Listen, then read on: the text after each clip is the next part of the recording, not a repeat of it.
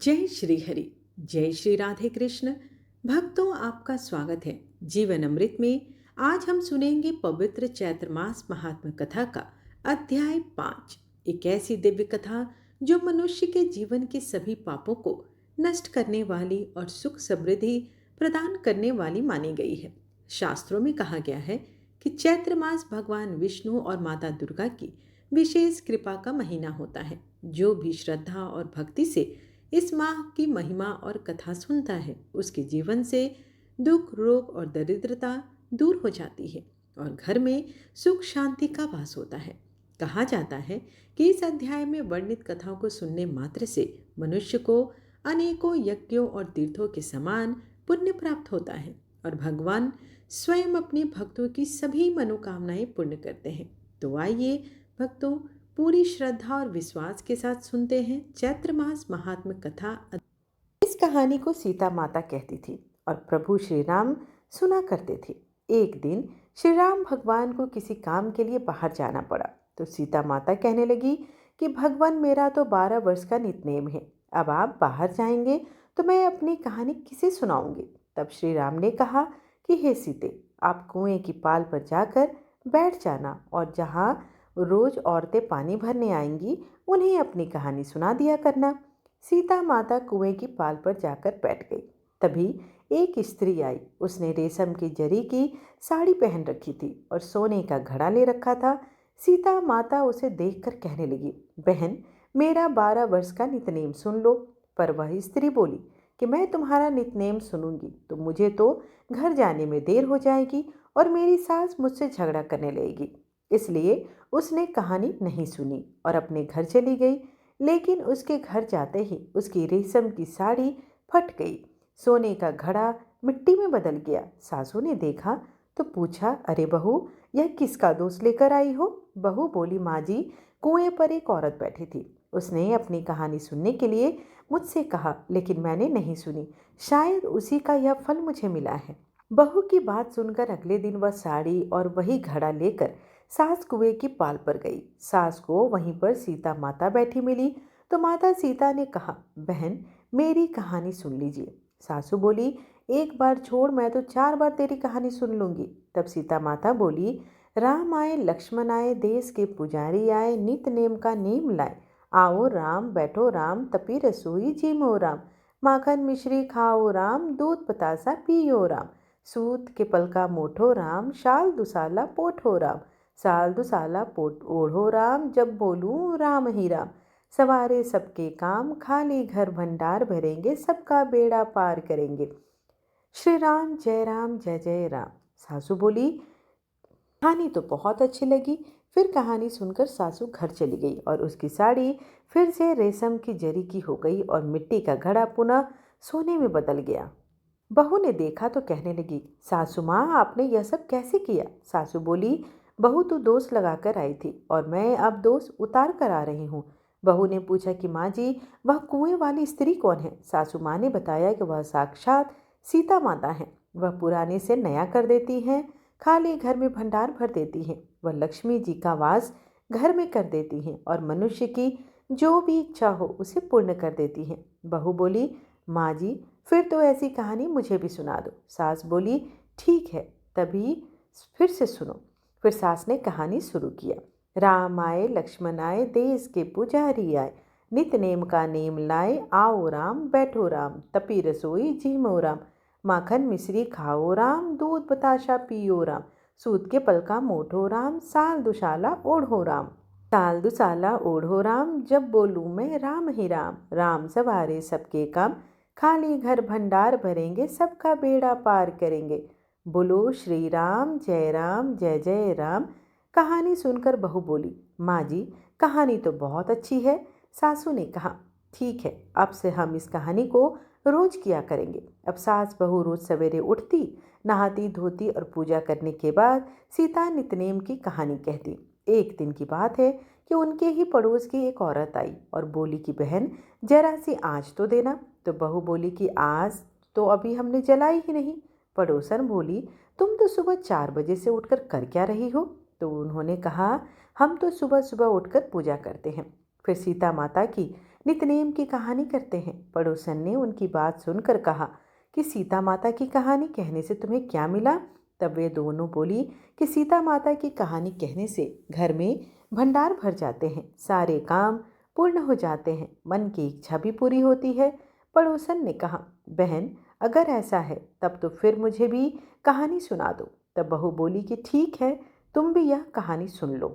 राम आए लक्ष्मण आए, देश के पुजारी आए, नित नेम का नेम लाए, आओ राम बैठो राम, तपी रसोई जी मो राम, माखन मिश्री खाओ राम, दूध बतासा पियो राम, सूत के पलका मोठो राम, साल दुसाला पोठो राम, साल दुसाला ओढ़ो राम, जब बोलूँ मैं राम ही राम, राम सवारे सबके काम, खाली घर भंडार भरेंगे, सबका बेड़ा पार करेंगे, श्री राम जय जय राम।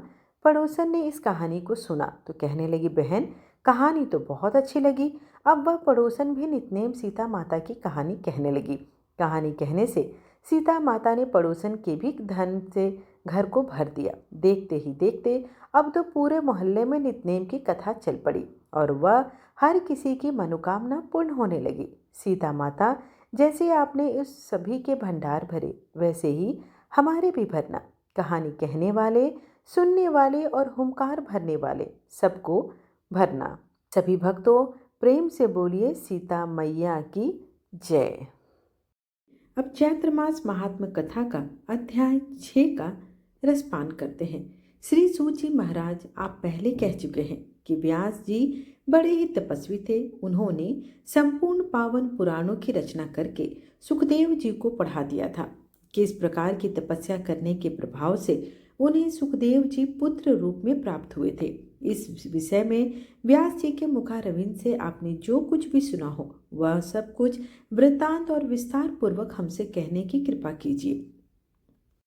श्री सूत जी महाराज कहते हैं, सुखदेव जी उच्च कोटि के साक्षात योग्य थे। सत्यवती नंदन व्यास जी से जैसे उनका जन्म हुआ वह सब कुछ मैं तुमसे कहता हूँ, ध्यान पूर्वक सुनो। एक समय की बात है कि महाभाग व्यास जी मुझे पुत्र हो यह निश्चय विचार करके मेरूरी के रम्य शिखर पर गए और उन्होंने कठिन तपस्या आरंभ कर दी। उनके मन में बार बार विचार उठता था कि शक्ति की उपासना अवश्य ही होनी चाहिए।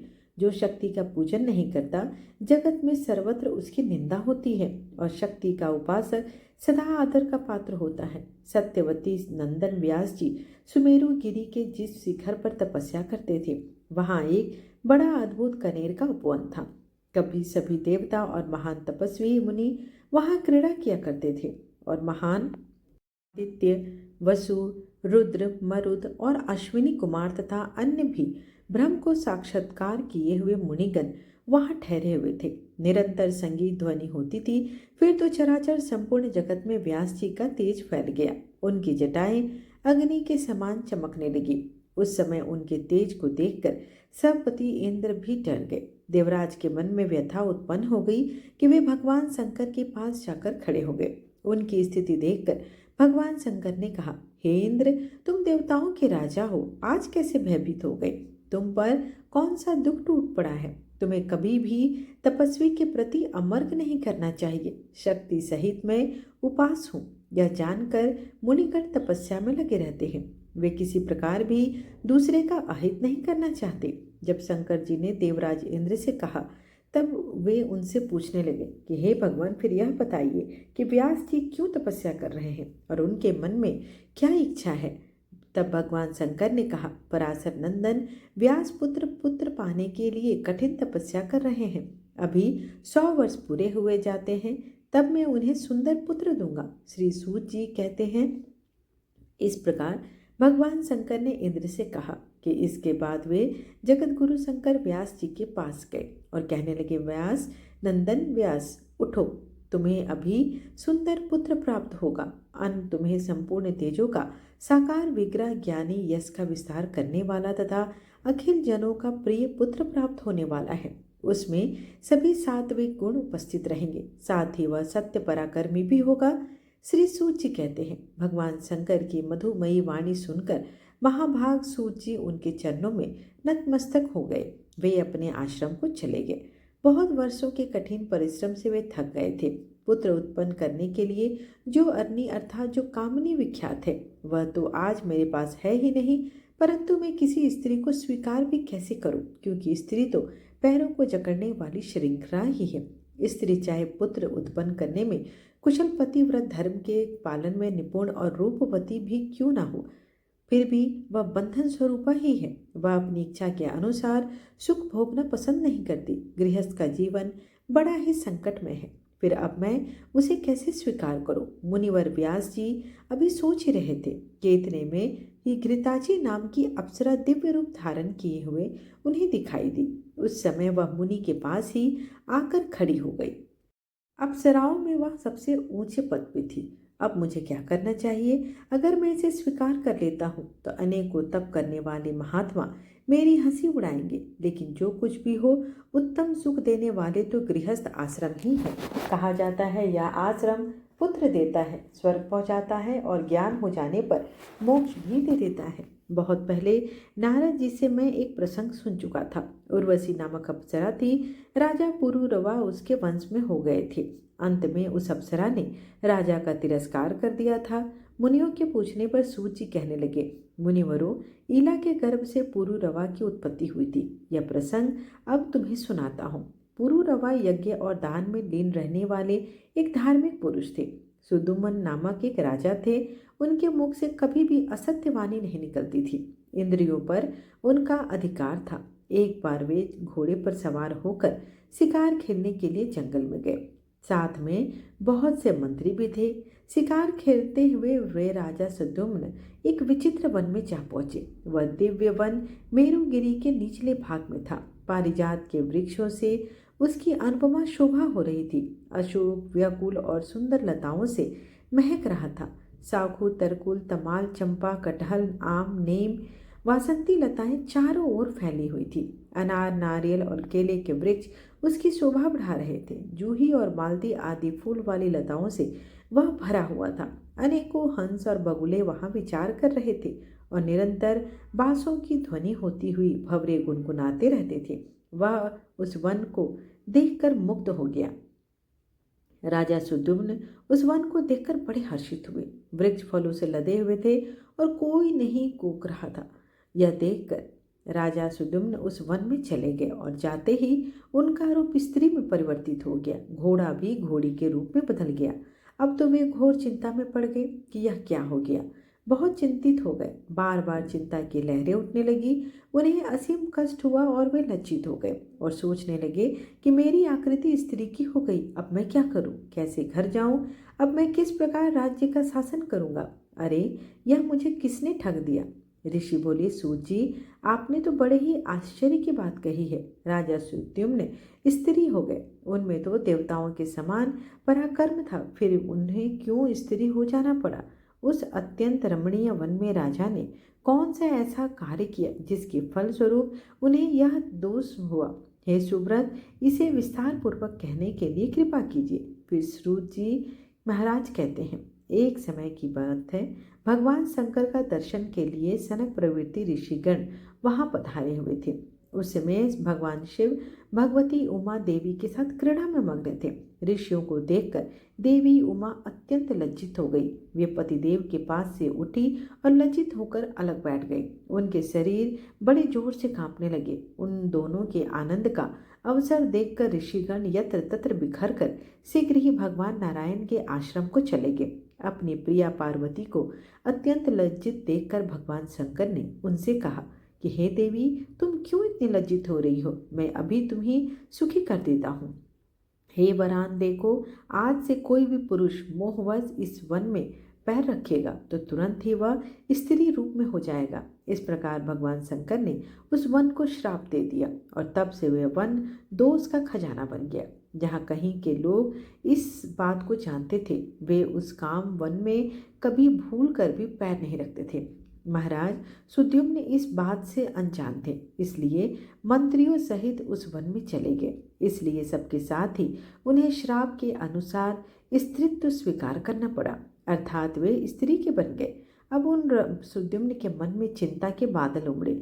लज्जा के कारण वे घर ही नहीं जा सके। उस वन से निकलकर बाहर ही इधर उधर भटकने लगे। स्त्री होने के कारण उस समय उनका नाम ईला पड़ गया। वे चारों ओर घूम रहे थे। इतने में ही चंद्रमा के नवयुवक पुत्र बुद्ध से उनकी भेंट हो गई। ईला का रूप बड़ा ही मनोहर था और अनेकों स्त्रियों उनके साथ थी। महाभाग ने अपनी पत्नी बनाने की इच्छा उन्हें प्रकट की। ईला के मन में भी बुद्ध को पति बनाने की बात जच गई। फिर तो प्रेम पूर्वक से दोनों परस्पर संबंध में हो गए। उसी ईला के गर्भ से बुद्ध ने पुरुरवा नामक पुत्र उत्पन्न किया। उस सुंदरी स्त्री ईला ने वन में रहकर पुत्र को उत्पन्न कर दिया, किंतु उनके मन में चिंता की लहरें उठती रही कि वही उसने अपने कुल के आचार्य मुनिवर वशिष्ठ जी को याद किया। और वशिष्ठ जी बड़े ही दयालु थे। उन्होंने सुद्युम्न की दशा देखकर जगत के कल्याण करने वाले देवादिदेव भगवान शंकर की स्तुति करने को कहा। भगवान शिव मुनिवर पर प्रसन्न हो गए। वशिष्ठ जी ने अपने प्रिय पात्र राजा के पुनः पुरुष होने की प्रार्थना की। तब अपनी बात भी सत्य रहे यह सोचकर भगवान शंकर ने वशिष्ठ जी से कहा कि राजा 1 मास पुरुष रहेगा और 1 मास स्त्री ही रहना पड़ेगा। इस प्रकार वर पाकर धर्मात्मा सुद्युम्न पुनः अपने घर चले गए। वशिष्ठ जी की कृपा से उन्होंने राज्य की व्यवस्था आरंभ कर दी। स्त्री होने पर वे महल में ही रहते थे और पुरुष रहते समय उनके द्वारा राज्य का अनुशासन होता था। उस समय प्रजामंडल में अशांति फैल गई। ऐसे राजा उन्हें अप्रिय से जान पड़ते थे, जो कभी शासन करते और कभी महल में ही रहा करते थे। समय आने पर पुरुरवा की युवावस्था हो गई। अब राजा सुदुमन उन्हें राजगद्दी पर बैठाकर स्वयं वन को चले गए। अनेक वृक्षों से संपन्न उस सुंदर वन में जाकर उन्होंने मुनिवर नारद जी से उत्तम नवाक्षरी मंत्र की दीक्षा ग्रहण की और अत्यंत प्रेम पूर्वक उस मंत्र का जप आरंभ कर दिया। फिर तो सबका उद्धार करने वाली गुणमयी भगवती योग माया राजा पर प्रसन्न हो गई। सिंह पर बैठकर वे राजा के सामने प्रकट हुई। उनका दिव्य रूप बड़ा ही मनोहर था। दिव्य रूप धारण करने वाली उन देवी के दर्शन पाकर स्त्री बने हुए राजा सुद्युम्न की आंखें आनंद से खिल उठी। उन्होंने बड़ी प्रसन्नता के साथ सिर झुकाकर भगवती जगदम्बिका को प्रणाम किया और उनकी स्तुति आरंभ कर दी। ईला ने कहा, हे भगवती, मैंने आपके सुप्रसिद्ध दिव्य रूप की झांकी पाली है। इस रूप से अखिल जगत का कल्याण हो जाता है। हे माते, देवज्ञ जिसकी उपासना करते हैं तथा मुक्ति देना और मनोरथ पूर्ण करना जिनका स्वभाव ही है, उन आपके चरण कमलों में मैं मस्तक झुकाती हूँ। हे जगदम्बिके, जब देवता और मुनिगण यह सब भी आपके स्वरूप के संबंध में सम्यक प्रकार से निर्णय नहीं कर पाते, तब पृथ्वी पर रहने वाला साधारण सा मनुष्य भला उसे कैसे जान सकता है।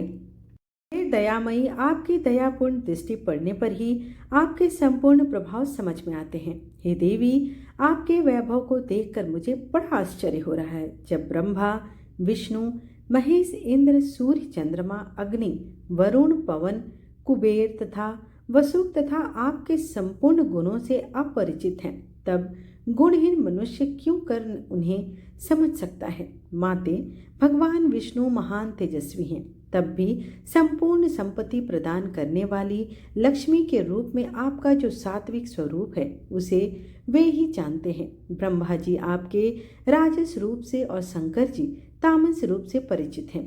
कहाँ तो मैं प्रचंड मूर्ख और कहाँ आपका यह अत्यंत प्रभावशाली परम प्रसाद मेरे लिए यह कितना संभव है।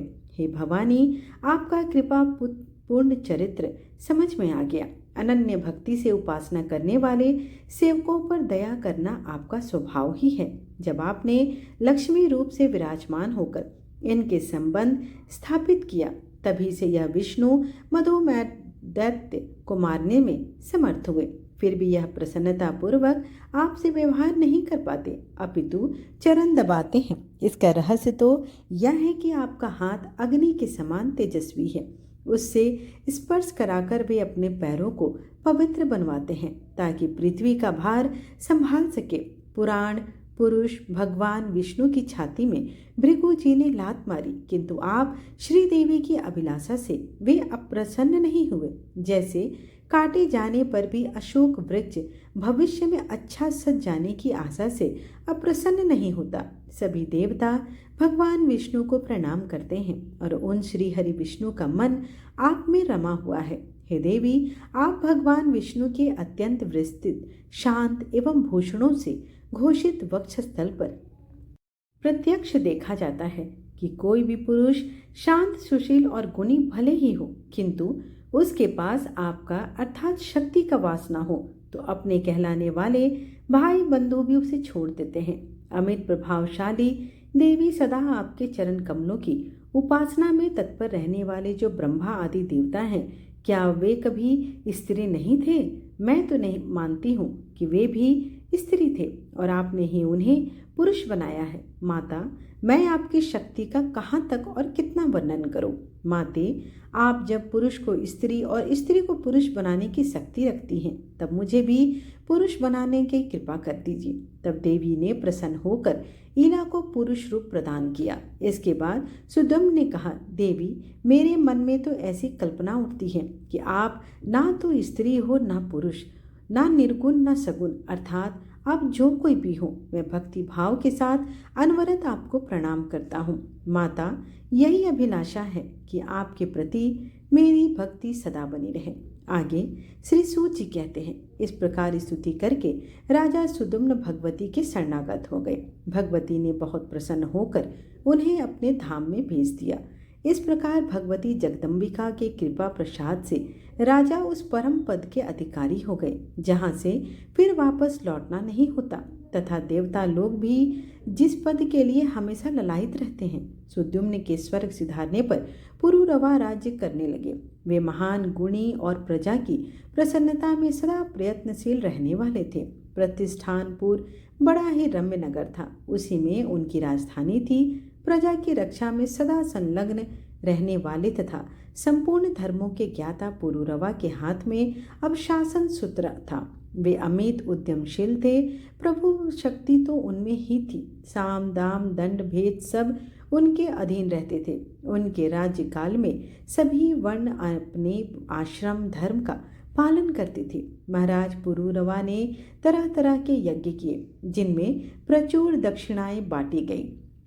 उनके रूप, गुण, वैभव, सदाचार, स्वभाव और शक्ति की बात सुनकर उर्वशी उन पर आसक्त हो गई। उसने राजा पुरुरवा को पति बनाना चाहा। वह अप्सरा ब्रह्मा जी के श्राप से मृत्यु लोक में आई हुई थी। राजा पुरुरवा को गुणी समझकर उन्हें उसने वरण किया, पर उसने राजा के सामने यह शर्त रखी कि राजन, तुम्हारे पास यह 2 मेढ़े रहते हैं, इनकी तुम्हें रक्षा करनी होगी। मैं प्रतिदिन घी ही खाऊंगी, इसके सिवा मेरा दूसरा कुछ भी भोजन नहीं होगा। महाराज, मैथुन के अतिरिक्त मैं तुम्हें कभी भी नग्न नहीं देख सकूंगी। राजन, यदि यह शर्त कभी भंग हुई तो तुम्हें छोड़कर मैं हमेशा के लिए चली जाऊंगी। यह बात बिल्कुल परम सत्य है। राजा ने उर्वशी की शर्त स्वीकार कर ली। तब श्राप से उद्धार पाने के लिए वह प्रतिज्ञा पूर्वक वहां रहने लगी। उस समय राजा की बुद्धि और मन का एकमात्र विषय उर्वशी ही बन गई थी। वे उस पर इतने आसक्त हो गए कि उसके बिना क्षण भर भी रहना उनके लिए असंभव हो गया था। इस प्रकार उन्होंने कई वर्ष व्यतीत किए। देवराज इंद्र स्वर्ग में थे। उन्होंने उर्वशी को वहां नहीं देखा। तब वे गंधर्वों से कहने लगे कि हे गंधर्वों, तुम सब लोग उर्वशी को यहाँ लाने का प्रयत्न करो। राजा पुरुरवा की आंखों से ओझल होकर उनके घर में मेढ़े को चुरा लिया जाए तो निश्चय ही काम बन जाएगा। यह मेरा स्थान उर्वशी के बिना उदास हो गया है, इसकी शोभा भी नष्ट हो गई है। इसलिए जिस किसी उपाय से भी उस सुंदर अप्सरा को यहाँ अवश्य लौटा कर ले आओ। इसके बाद देवराज इंद्र के कथन के अनुसार विश्वावसु प्रवृत्ति अनेकों गंधर्व पुरवा के महल में गए। खूब अंधेरा छाया हुआ था। गंधर्वों ने अवसर पाकर मेढ़ों को चुरा लिया। वे जब उन्हें लेकर आकाश मार्ग से चले तब मेढ़े चिल्लाने लगे। उर्वशी उन मेढ़ों को पुत्र के समान मानती थी। उनकी चिल्लाहट सुनकर वह कुपित हो उठी। साथ ही उसने राजा से कहा, इन मेढ़ों को सुरक्षित रखने की तुमने तो प्रतिज्ञा की थी, किंतु राजन, आज तुम्हारे विश्वास में आकर मैं तो नष्ट हो गई। यह मेढ़े मुझे अपने पुत्र के समान ही प्यारे थे। इन्हें चोरों ने चुरा लिया और तुम स्त्री के समान आंधे मूंधे पड़े रहे। तुम नपुंसक हो, केवल अपने मन में ही वीर बने हुए हो। तुम जैसे पति के साथ रहकर मैं तो चौपट हो गई। अरे, यह दोनों मेढ़े मुझे प्राणों के समान प्रिय थे, किंतु आज ये मेरी आंखों से ओझल हो गए। इस प्रकार उर्वशी विलाप करने लगी। उसे उदास देखकर अपने सुदबुद्ध खोए हुए राजा पुरवा निर्वस्त्र ही नंगे पैर चोरों के पीछे दौड़ पड़े। ठीक उसी समय राजभवन के सामने ही गंधर्वों की प्रेरणा से बिजली चमक उठी। राजा जाने की उतावली में थे और अप्सरा ने उन्हें निर्वस्त्र ही देख लिया। फिर तो सभी गंधर्व रास्ते में ही मेढ़ों को छोड़कर भाग गए। राजा ने उन मेढ़ों को पकड़ लिया और वे थके माने अपने भवन पर लौट आए। उस समय उन्हें उर्वशी दिखाई नहीं पड़ी। तब पूर्वा अत्यंत दुखी होकर विलाप करने लगे। परंतु वह सुंदरी स्त्री उर्वशी तो पति को नग्न देखकर कभी की जा चुकी थी। अब स्वयं राजा पुरूरवा रोते हुए देश देशांतर में चक्कर काटने लगे। उनका मन तो उर्वशी में ही अटका हुआ था। इस प्रकार राजा उर्वशी के याद में विलाप करने लगा। उर्वशी ने दर्शन दिए और कहे कि तुम वापस अपने महल को लौट जाओ, वही परमानंद है। इस प्रकार चैत्र मास महात्म कथा अध्याय 6 यहीं पर समाप्त हुआ। आइए अब माता की आरती कर लें। जय अम्बे गौरी मैया, जय श्यामा गौरी, तुमको निस दिन ध्यावत हरि ब्रह्मा शिवरी। जय अम्बे गौरी, मांग सिंदूर विराजत, टीको मृग मद को उज्ज्वल से दो नैना, चंद्र बदननी को। जय अम्बे गौरी, कनक समान कलेवर, रक्तांबर राजे, रक्त पुष्प गले माला, कंठन पर साजे। जय अम्बे गौरी, के हरि वाहन राजत, खड्ग खपर धारी, सुर नर मुनि जन सेवत, तिनके दुख हारी। जय अम्बे गौरी, कानन कुंडल शोभित, नासाग्रे मोती, कोटिक चंद्र दिवाकर, राजत सम ज्योति। जय अम्बे गौरी, शुंभ निशुंभ विदारे, महिषासुर घाती, धूम्र विलोचन नैना, निस दिन मदमाती। जय अम्बे गौरी, चंड मुंड संहारे, शोणित बीज हरे, मधु कैटव दो मारे, सुर भयहीन करे। ओम जय अम्बे गौरी, ब्रह्मानी रुद्रानी, तुम कमला रानी, आगम निगम बखानी, तुम शिव पटरानी। 64 योगिनी गावत, नृत्य करत भैरव, बाजत ताल मृदंगा, अरु बाजत डमरू। जय अम्बे गौरी, तुम ही जग की माता, तुम ही हो भरता, भक्तन की दुख हरता, सुख संपत्ति करता। जय अम्बे गौरी, भुजाचार अति शोभित, वर मुद्राधारी, मन वांछित फल पावत, सेवत नर नारी।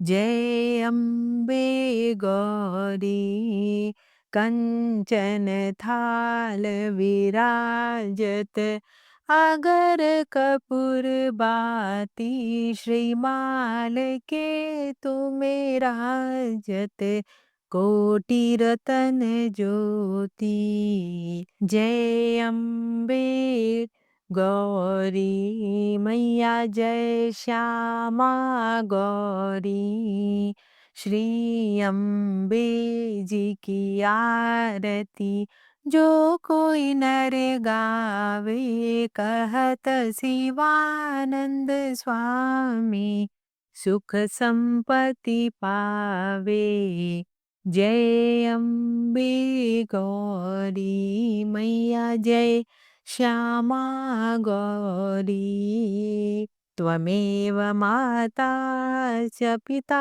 त्वमेव त्वमेव बन्धु च सखा त्वमेव त्वमेव विद्या द्रविडं त्वमेव त्वमेव सर्वं मम देव देव आरतीम समर्पयामि दुर्गा देव्यै नमो नमः। आशा करती हूँ कि आज की कथा आपको अच्छी लगी हो। वीडियो पसंद आए तो चैनल को लाइक शेयर एंड सब्सक्राइब करना बिल्कुल ना भूलें। धन्यवाद।